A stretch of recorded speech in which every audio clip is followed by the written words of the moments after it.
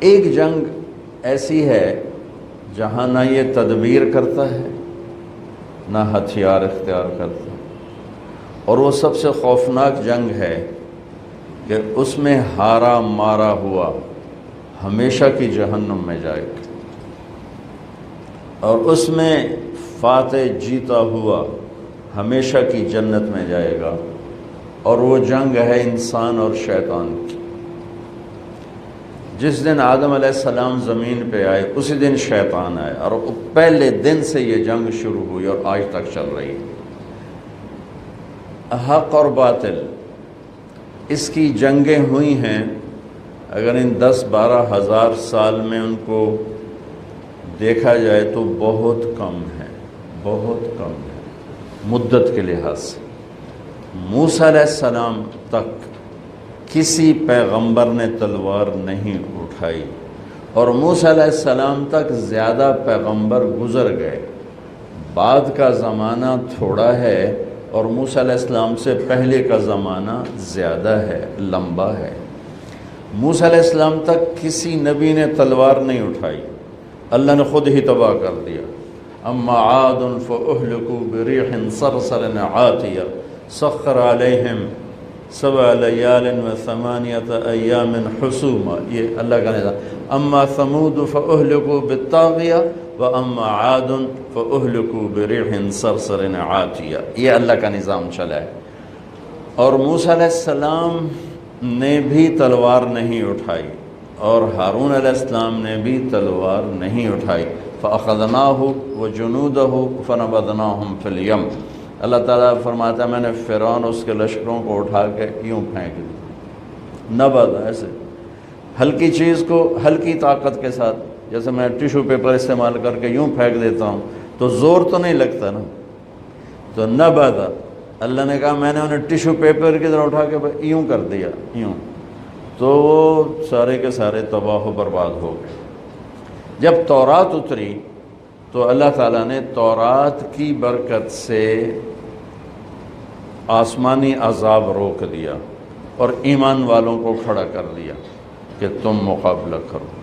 تو بنو اسرائیل کی 4000 سالہ تاریخ ہے، 2000 سالہ تاریخ ہے، تو اس میں یوشع علیہ السلام نے تلوار اٹھائی عمالقہ کو نکالنے کے لیے، اور پھر داؤد علیہ السلام نے تلوار اٹھائی اور انہوں نے طالوت کے ساتھ مل کر جالوت کا مقابلہ کیا۔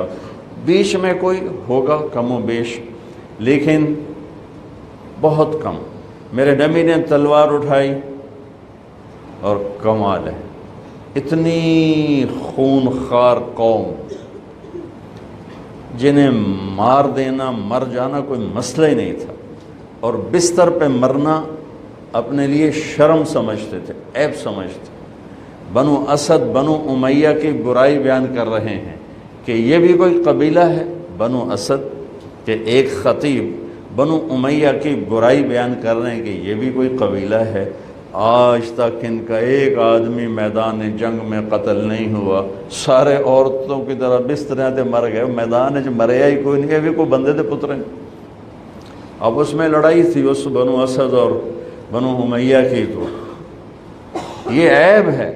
اور عرب کی ثقافت اور تہذیب کیا ہے، ایک شعر سناتا ہوں: یا رب لا تجعل موتتی حیاتی مذلة ولا موتتی بین النساء النوائح ولكن قتیلا یدرج الطیر حولہ وتشرب غربان الفلا من جوانح۔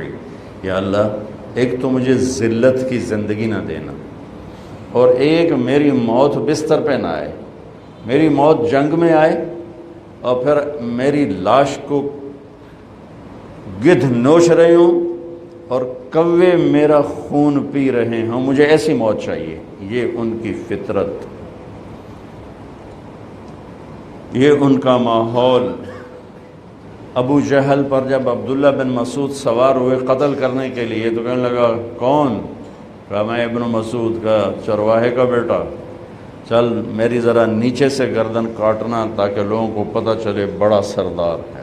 ٹھیک، یہ ان کے اس میں میرے نبی نے 10 سال جنگوں میں گزرے، اور ٹوٹل 1018 بندے قتل ہوئے ٹوٹل 10 سال کی جنگوں میں ٹوٹل 1018 بندے قتل ہوئے 259 جس کو 259 صحابہ شہید ہوئے اور 759 759 کافر قتل ہوئے اور پورے عرب میں اسلام پھیل گیا۔ کیا کمال ہے، کیا کمال ہے۔ ہاں ایک جنگ پہلے دن سے چل رہی جو آج بہت زوروں پر ہے، وہ ہے میری اور شیطان کی جنگ، آپ کی اور شیطان کی جنگ۔ تو اس نے چیلنج کیا تھا جب اللہ تعالیٰ نے کہا کہ فخرج ان علیک اللعنۃ الی یوم الدین، دفع ہو جا، میری نظروں سے دور ہو جا۔